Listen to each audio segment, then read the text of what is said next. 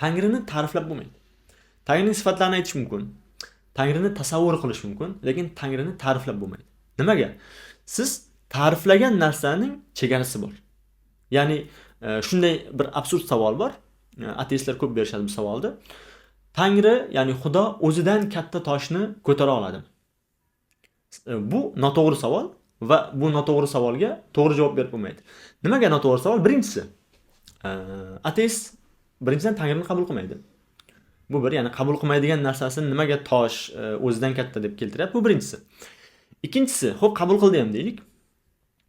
O'zi bir Tangri ta'rifi qilib, o'ziga bir chegarali Tangri, Xudo ta'rifi berib va uni undan katta toshni ham ta'riflab va og'irlik degan tushunchani ham ta'riflab, keyin o'zidan katta toshni ko'tara oladimi deyapti. Og'irlik degan tushuncha birinchidan bu koinotga oid tushuncha.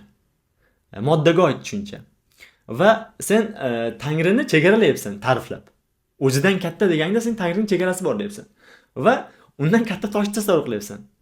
Tangri degani cheksiz, azaliy, abadiy. Masalan, islomda yoki xristianlikda, dinlarda abadiy va azaliy.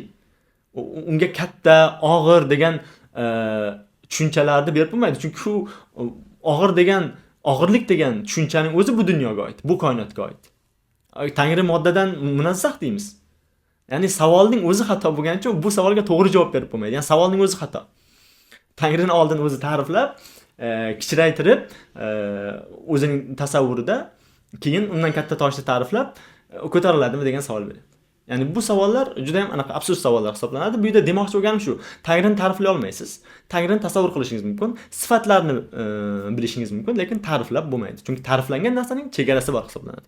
Biz masalan islom ishonchiga ko'ra, e'tiqodiga ko'ra ham Tangri azaliy, abadiy, cheksizdir. Ya'ni so'ngsizdir deymiz.